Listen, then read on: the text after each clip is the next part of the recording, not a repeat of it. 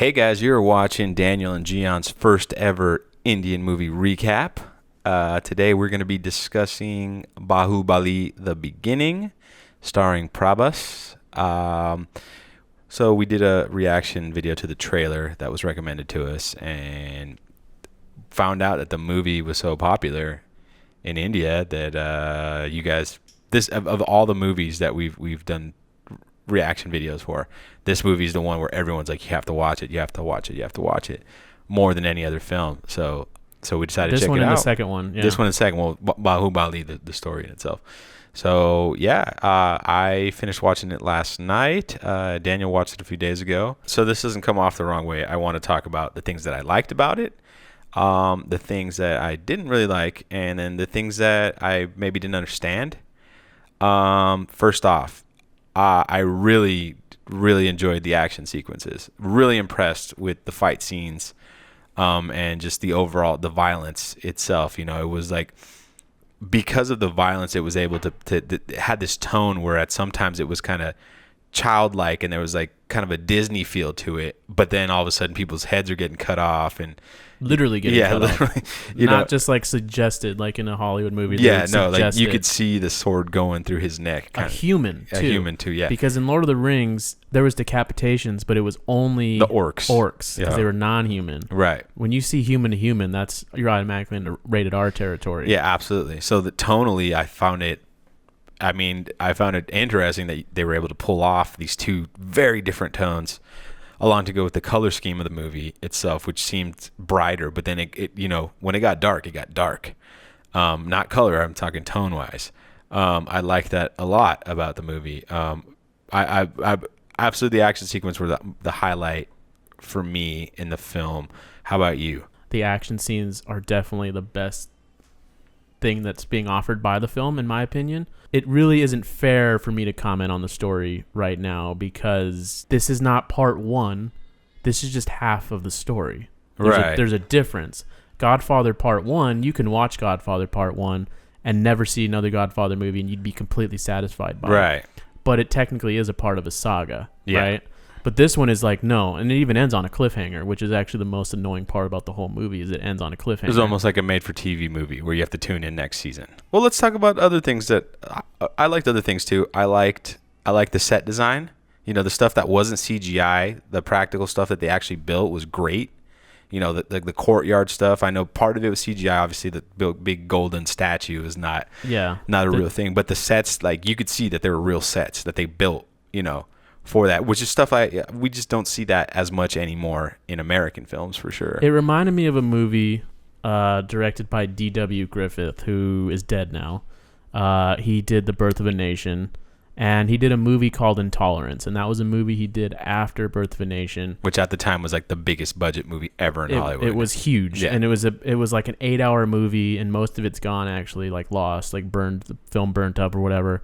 But there's a lot of it's a kind of about the story of Jesus Christ, but it's more than just that. I think it starts in like Mesopotamia or something like that. Yeah, it goes to the different civilizations, and you have all of these huge, extravagant sets, just like in this movie. So I'm like, oh, this is like Intolerance. Yeah. Like, I wonder. And my first thing was like, I wonder if the people who are watching this even think about that movie, Intolerance, because maybe they don't even know about D.W. Griffith, or maybe this is the first time they've experienced a movie on this scale from India. Like, and there's a whole nother thing. So it was very interesting to see that. I'm curious to know if the director was influenced by that, because like I said, there's a lot of I might find some images and throw them up on the screen right now to show some compare and contrast. But it was just interesting to me to see that, just because that movie was 100 years ago now. And just to think about it from that perspective, influenced or not, what we've been able to pull off in 100 years is mind-blowing. Right. And I don't consider this film to be the top of the top in terms of what the world has to offer in regards to special effects and things like that. But it's definitely good for what they're for $30 million project, because that's what it costs in America, is $30 million. But just to think that a low-budget film like this one, because this is 100% low budget, maybe not in like the world of Indian cinema, but where the world we work in, $30 million is nothing. Yeah. But just to show what the world is able to accomplish with this amount of money now, as opposed to back then, is just night and day. And it's just going to continually get better and better. The weakest part for me was definitely the CGI. Like, the CGI was not. It definitely looked like the budgets weren't as big. And I think some of you guys have told us in the reaction that the second one, like, the budget got boosted up quite a bit. So it's night and day. I mean, to be frank, everyone recommends the second one, saying that's the best one. No one really talks about the beginning. No one really talks about the first one, but there's little things like the bad guy's dad, his hand was like weird looking, like they made it that small, like he was deformed, but you could tell it was obviously fake. The baby at the beginning was really, really fake looking, like stuff like that. But for me personally, I could look past it. Like after the first few minutes, it was fine. Like whatever, I got it. Like we're not gonna. You knew what the type of movie you were watching. We know exactly. I'm not gonna hold it against it because the story itself was fine. The story was. Now there were moments though that were questionable. I'm not gonna lie, like the avalanche scene.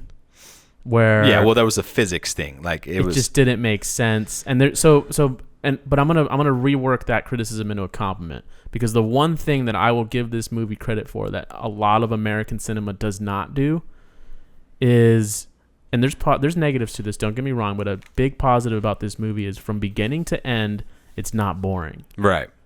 The pace is always maintained. Right. It had a great pace. And if that means, and it's a 2.5 hour movie, yeah. The only times the movie slowed down is when they were singing, genuinely, because that's when the plot wasn't being progressed. And that's kind of where I wanted to, when I said the cultural parts that maybe we didn't understand was, for the most part, everyone has said in their comments, most of the people have said in their comments that the songs are a big part of Indian cinema.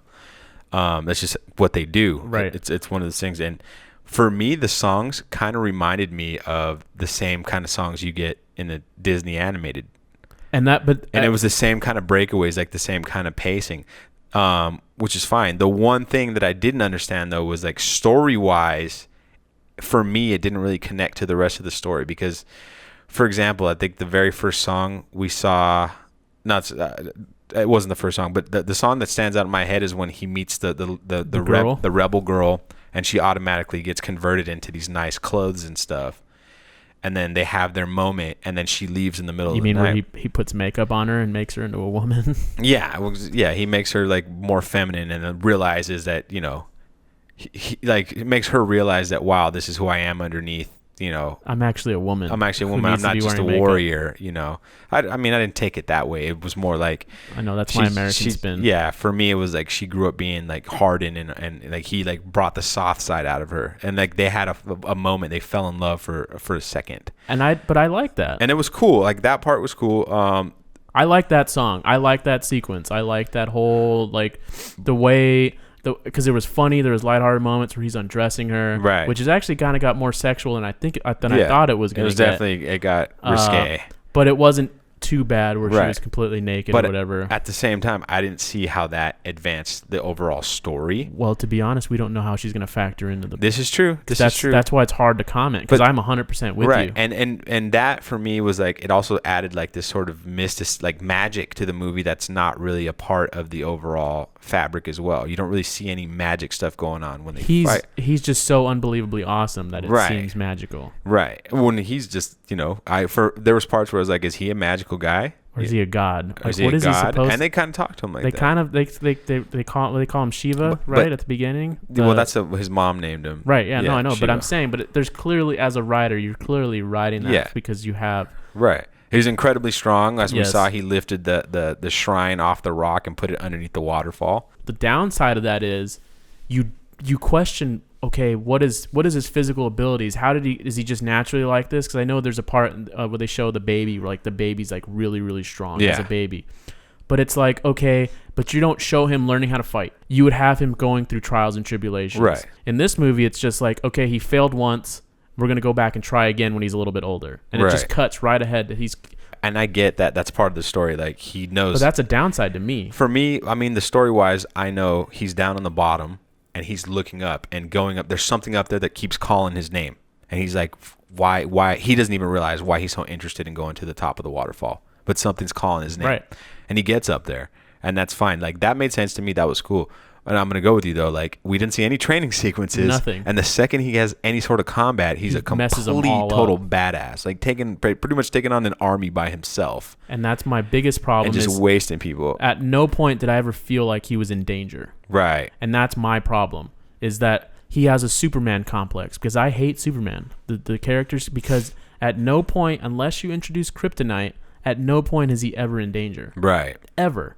Because you always just assume he's going to come out ahead. I mean, when they capture him, for a second there, you get it, but then he escapes like right away. Immediately. Yeah. And it's just like... And I like the way they capture him. I mean, just breaking a big old log over someone's face while they're on a horse is just...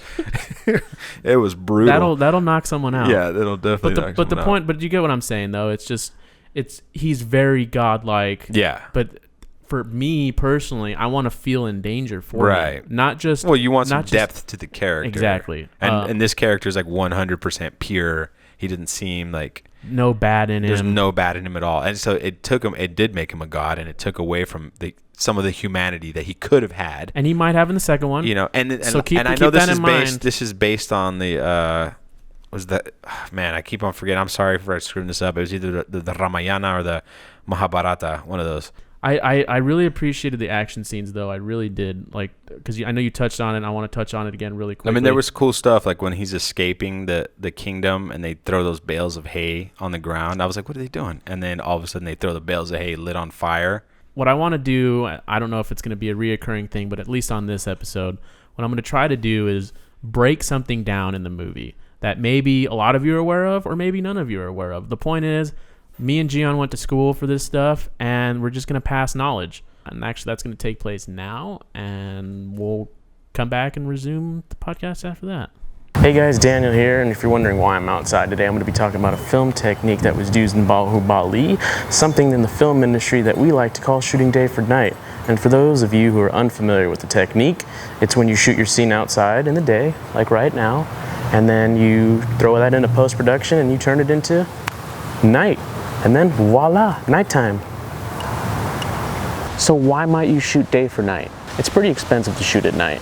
Not only do you have to rent high-powered lights, because in the film world you're going to use really expensive cameras. Most feature-length films are either going to shoot on a Red Cinema camera or Arri Alexa, and those cameras don't really shoot well at night. There's DSLRs out there like the Sony A7S that pretty much can shoot in pitch black, but when you're talking about feature film work, you're really not using those cameras. Sometimes you just can't shoot at night for whatever reason. Maybe your location doesn't allow nighttime shooting. Maybe your location is by an airport and it's really loud. Maybe it's just too cold. But there's another reason why you might want to use this technique. When you do day for night, it causes the image to go really blue. And you have to really, really desaturate the image in order to get it that moonlight feeling. Otherwise, if you just shot at nighttime, it doesn't really give this vibe. And I'll show you an example of this right now. In films like Underworld and in recent seasons of Game of Thrones, where all the characters wander beyond the wall, there's this sense of this blue hue, and it feels cold and dark and brooding, and it just feels weird. Even at scenes that are during the day, like for example in Game of Thrones. I mean, a lot of those scenes beyond the wall are during the day, but if you remember them, it feels like nighttime. It's this day for night color correction, and in Baahubali they use it. They use it in the river scene.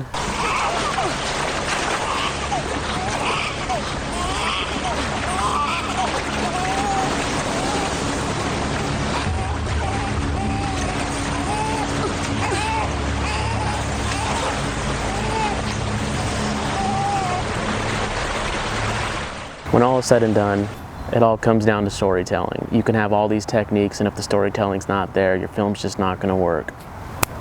So thanks guys for tuning in, and let's finish this review. And we're back. So there's other parts, and this I'm actually not going to blame on the filmmaking itself, but the translation. I feel like whoever translated the song lyrics and the dialogue in general was way too literal, to the point where like some of the phrases didn't make sense.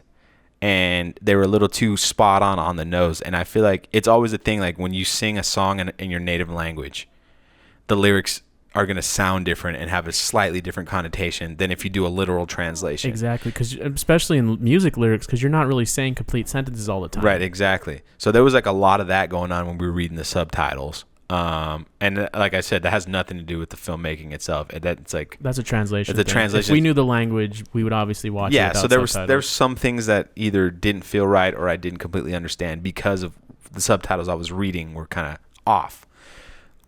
So where would you rate on a scale of 1 to 10? What was your experience with the movie? Oh, the experience?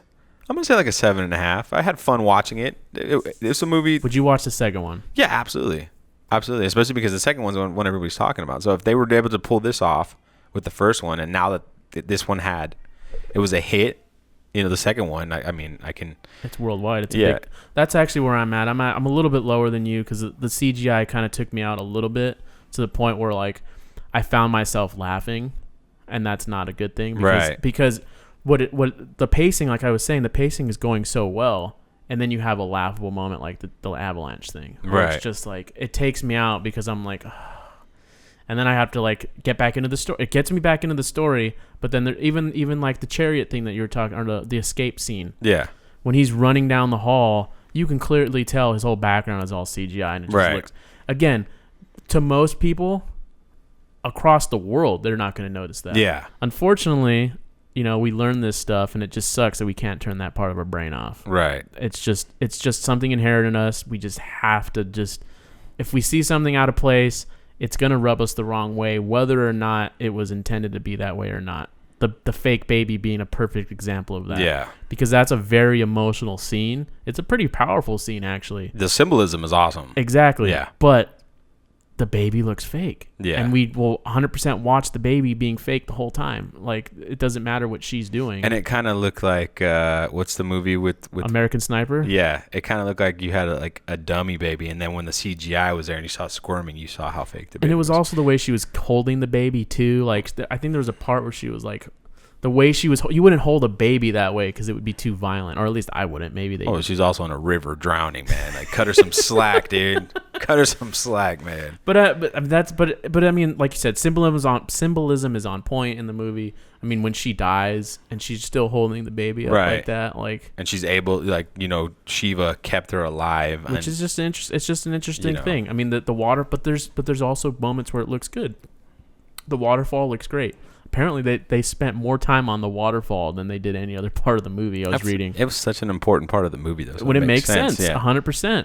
But then you have other moments like towards the end, when you have the huge tribal battles at the end, and you can just tell the people are gliding across the screen, the little CGI people.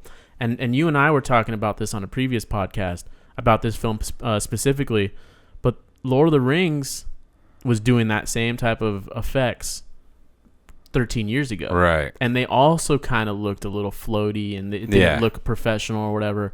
But you give these same Indian filmmakers more money, another 10 years, they're going to be on point. Yeah. It's going to be so for me, I don't judge it too hard because I know it's like it is the beginning for things like this, 100%. And that's a very admirable thing to do, is to make a movie that can potentially rival an American movie at some point in terms of like spectacle and box office stuff like that. And that's an amazing accomplishment. That's something to be proud of, 100%. Because I know me and you both come from the train of thought is if we had $30 million, the things we could do, we would try to make Baahubali for $30 million. Right. Is what I'm saying. We wouldn't be able to pull it off. No, 100%. Yeah. But our mindset is, we don't need $300 million to make Baahubali. No, definitely not. We can try to do it for $30 million. We would have done it in a different way. But the whole point is like, it's that effort, that drive, that creativity. Because for all the shortcomings, they still were able to throw in enough good quality, like you were mentioning earlier, the practical sets and things like that help sells thing. All the costumes and there's that scene with just the fight scenes. Scenes with there's a fight scene with it's not an elephant. It's like a bull. Mm-hmm. And it's an outrageous scene. It has nothing, like, there's no bulls in existence that are that big, but he fights one. Yeah. And it's a good scene. It's a good character moment, and so Overall, I'm at a 7. If I had to rate it, I'm at a 7. Okay, we're close. Yeah, we're close. Definitely room for improvement. Not the greatest movie I've seen of all time, but considering all the circumstance, considering of like where this movie will be historically in regards to like the growth of cinema as a whole, not just Indian cinema, but cinema as a whole, it's pretty important. It's a big film.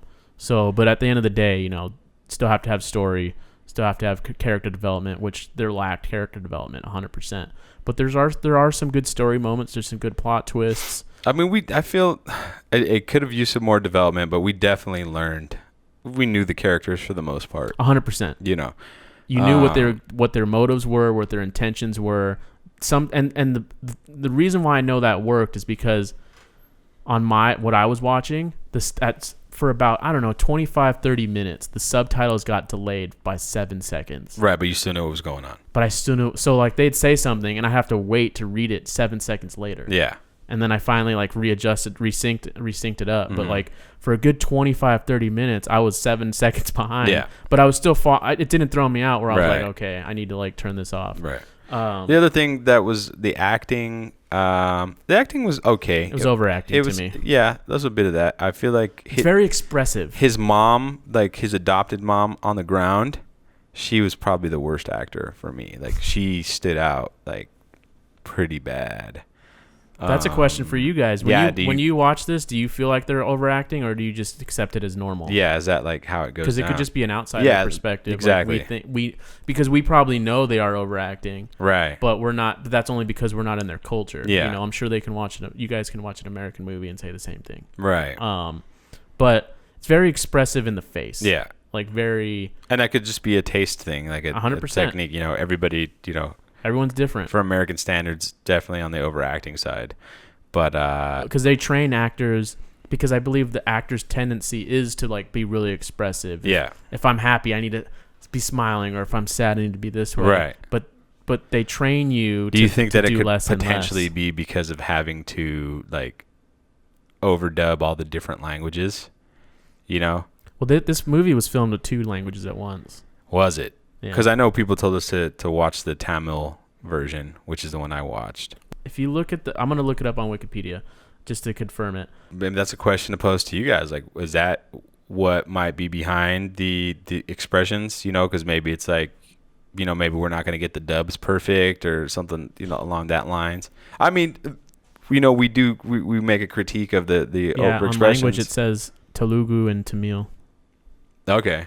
Under language. Okay. And that's I'm pretty sure it was filmed in. So I watched the Tamil version. But that's not Hindi. I don't. So that's just maybe that's what it is, you know, because we were still able to understand stuff even without. There's definitely scenes we can understand without looking at the subtitles because of visuals. Because of the visual, which is great. That's also another really great thing. I mean, you touched upon that with the review earlier.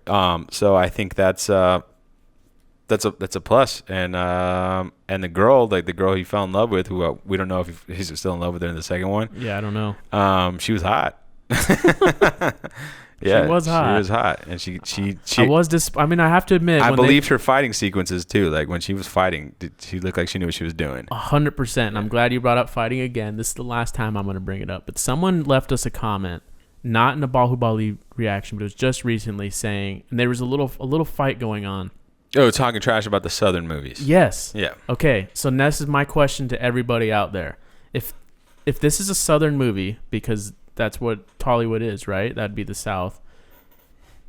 I thought the fighting, was it the greatest? Absolutely not. I'm going to say, you know, you liked it a lot. I thought it was slightly above average, but not the greatest. But it did keep me attached, especially towards the end. Like once you get to the flashback the fighting was actually pretty good. I was like, wow, this is really good. I actually took a step back. And that's just not because of the physical action of what they were doing, but just how it was well covered. Choreographed. Exactly, and how it was shot, and how they were aware of like reaction shot versus, you know, there's a lot of things that will make something good cinematically. And that actually brings me into another point. Like, we didn't really talk about the cinematography, and I think the cinematography was pretty good. You know, I think other than the CGI, I think distracted it, which is not the cinematographer's fault. The director of photography knows what he's doing. They shot on the Alexa, or the Arri Alexa. They shot anamorphic for the majority of it, and then they shot just a regular 16:9 for all the slow motion scenes. Okay. I read that, which is slow cool. motion bothers me too. That was the other thing. It bothered me not because of the overuse. It was because there was bad slow motion. It had that weird like choppy. And that's because what they did was they shot a lot of the what I saw is they shot a lot of the scenes high frame rate, and then they decided in post to not use the high frame rate, and they sped it to 24 frames. So you get this weird jitter. Yeah. Because it was actually filmed and meant to be shot for. You have a bunch of all these extra frames. Yeah, absolutely. And then you're cutting it out. But so that might have been a choice versus like right. You know. Or they could have just done it all at once and just said, screw it, we'll figure it out in post, because that is a way of doing it, because they're like, well, we can only cover it once. Yeah. If this movie is an example of Southern Indian filmmaking in terms of fight choreography, like, what's better than this? Mm-hmm. Like, if that argument is going to happen in the comments, which is totally cool, but we want to be aware, like, is this an example of something bad? Because if this is bad, then I definitely want to see things in the North. I don't necessarily think it was bad that they meant, but over the top, for sure. Like, that's what it was, very James Bond like. And I don't think they were talking about this movie specifically. They're saying some of the other movies from are over the top action. Well, if I read a very like general comment, I'm just gonna assume. Absolutely, no, I'm with you on that. So I mean, we would love to see an example of over the top Southern movies. Mind you, we like over the top. Yeah, you know, we're fans of that. I grew up on kung fu movies, and you can't get any more over the top than no, definitely not. Kung fu movies, ninja movies, just action movies with big guns. You know, Arnold Schwarzenegger, Sylvester Stallone, Jean-Claude Van Damme, Steven Seagal. Those were my guys. And they're the definition of over the top. Yeah, and they're not good actors either. I guess Sly Stallone can pull it off when he wants to, but no, I enjoyed the movie. I think Daniel enjoyed the movie. We're gonna watch the second one. But before then, we're gonna do our second review. As we've stated before, we really love gangster movies, so we are planning on checking out the miniseries. I guess there were features, but on Netflix there are miniseries. The Gangs of Wasseypur, I think it's. I don't know how to say Gangs of Wasseypur. I know it starts with a W. But we're probably going to do our next review on that. Be on the lookout for that in the next couple weeks. Oh, and one more thing real quick. I'll end it for this one.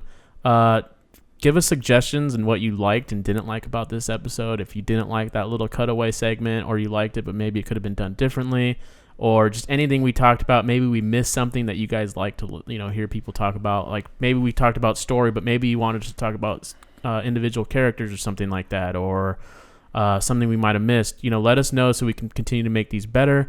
And keep on watching those reaction videos, leaving comments, subscribing, hit that bell, hit that like, let us know what you think, and that'll do it.